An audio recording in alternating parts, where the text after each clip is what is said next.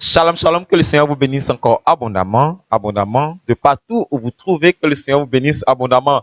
Oui, ce vendredi, nous étions encore en notre temps et notre jour de jeûne et de prière. Nous avons jeûné, nous avons prié, nous avons supplié notre Seigneur et nous avons mis devant lui tous nos désirs, nos besoins encore pour l'année 2021 qui va s'annoncer incessamment et que vraiment, cette fin d'année 2020, qu'il puisse encore faire des choses extraordinaires, que le Seigneur vous bénisse encore abondamment pour tous ceux qui ont jeûné et prié en ce jour-là, que le Seigneur vous bénisse abondamment et qu'ils se souviennent de votre prière. Oui, la Bible déclare, Dieu se souvient de la prière que les gens adressent d'un cœur sincère, par leur jeûne, par les prières. Dieu s'en souvient toujours et que le Seigneur vous bénisse abondamment et que tous les désirs de votre cœur soient accomplis maintenant dans le nom puissant de Jésus-Christ. Que le Seigneur vous bénisse encore abondamment.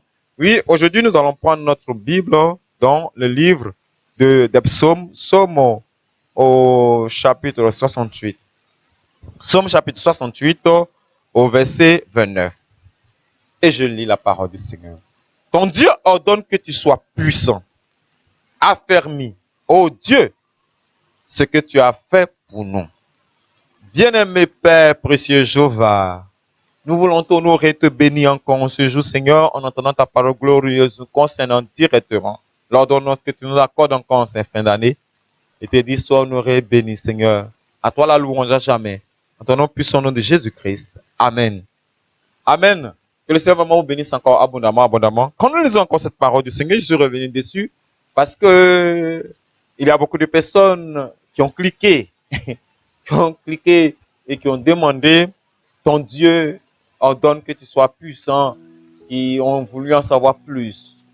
Qu'est-ce qu'être puissant devant le Seigneur, qui ont voulu en savoir plus. Alors, le Seigneur nous accorde la grâce d'en parler, alors je vais en parler aussi simplement. Je ne vais pas durer aujourd'hui, je vais en parler simplement la parole du Seigneur pour que nous comprenions encore les pensées et les pensées et les pensées du Seigneur. Que le Seigneur bénisse nos bien-aimés frères d'Europe, que le Seigneur vous bénisse abondamment.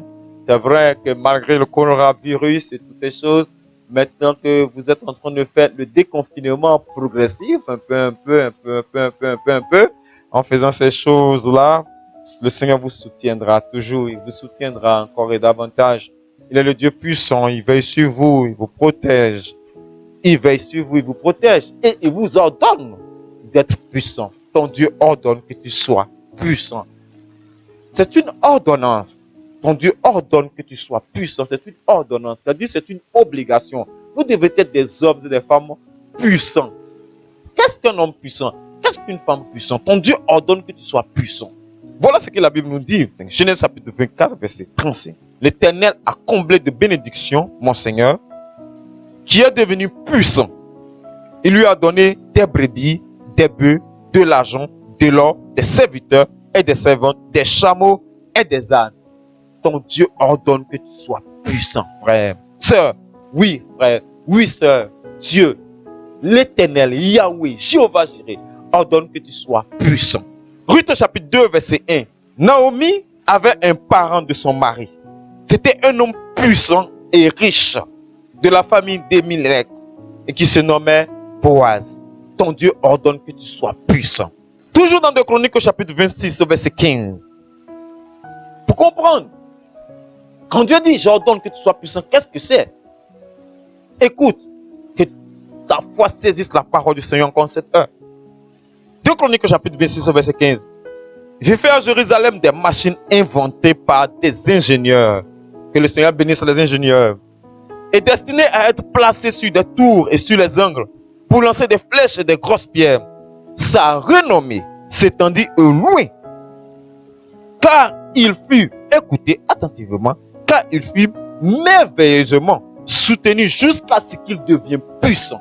Ton Dieu ordonne que tu sois puissant. Oui, frère. Oui.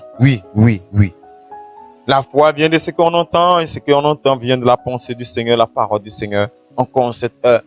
Écoutez quelque chose d'autre encore. Dans Esther, chapitre 9, verset 15. Esther, chapitre 9, verset 4. Car Mardochée était puissant dans la maison du roi. Et sa renommée se répandait dans toutes les provinces parce qu'il devenait de plus en plus puissant. Frère, ton Dieu ordonne que tu sois puissant.